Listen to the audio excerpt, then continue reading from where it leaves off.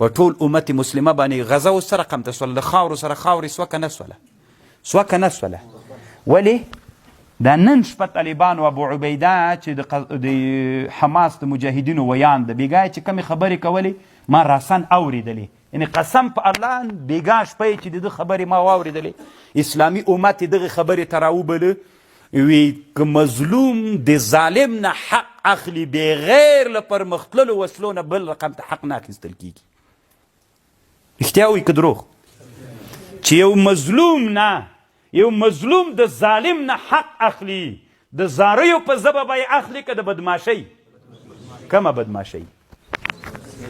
150 ورځ به که نه شپږمه میاشته که پنځمې میاشته شروع سوه د عملیاتو هغه یې خپروله او بیا یې په سلګونو دا غټ غټ عزالدین قسام توغندي بیا پې ور وسړل ما ورته یې یوه لیونۍ بوشکه جوړه کړې وه داسې به روانه سو هر چېرته به چې ولګېدله ولې م پرمختګ نه کوو که وایې هلته کار نه کېده اوس خو کار برابر ده که نه ولې مې به ځي استاد را باندې بیا مینه ورسره ده ته به وایي جنت ته دې بیایي قسم په الله که دې بوځي رب العالمین که دې بوځي ځکه هېڅ فایده نه درته کوي په یاد مو د طالبانو هغه اخر کې که نه د فرا طالبانو هغه یو ویډیو به ډېره خپرېدله فرا کې کنک سو که کم ځای و چې یو مو پې ور وشړله هغه ډبې نه به یې جوړه کړې وه داسې 1 کیلومتر مزل به یې کو دومره به ورته خوشحاله ول هغلته غزه دومره وړه محدوده ساحه دومره پرمختللي توغندي یې جوړ کړي له غزې نه تلبیب ولي 250-300 کیلومتره مزل کوي دومره لوی مزل کوي نو خو نن چې ته غواړې چې د مظلومان له ظلم نه راخلاص کړي نو خو چا سره به هماغسې بالمثل جواب ورته وایه که نه وړکای هلک راجګ شي غټ پهلوان سرته وایي وي راکه هغه پلار یې ملاکه درکړي ولا زنګون در باندې کېږدي چیت دې کړي نو هغه ته به څوک را پیدا کوي چې له پهلوان نه یې تا حق راواخلي مغسې پهلوان را پیدا که نن موږ ولې په قرآن عمل نه کوو تاسو طالبان اوس انشاءالله تر څو چې ترجمه خلاصیږي له ما سره به دا یو عهد کوئ کنې زه بیا په ورځ د قیامت د تاسې نه پوښتنه کوم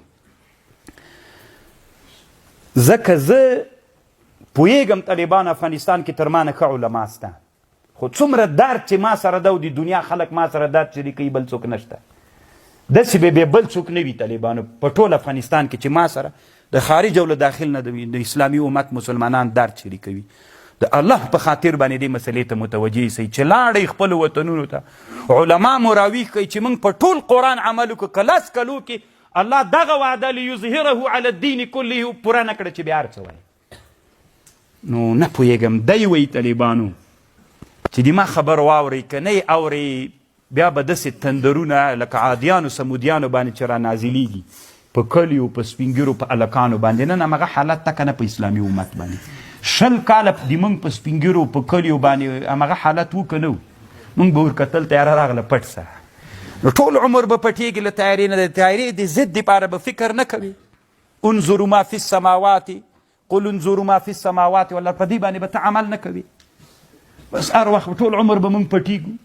نو خو ولې د دې فکر نه را پیدا کېږي اسلامي امت کې دغه فکر ولې نه را پیدا کېږي چې موږ هم د دوی غوندې سو چې بیا د ما په سر ونه ګرځېږي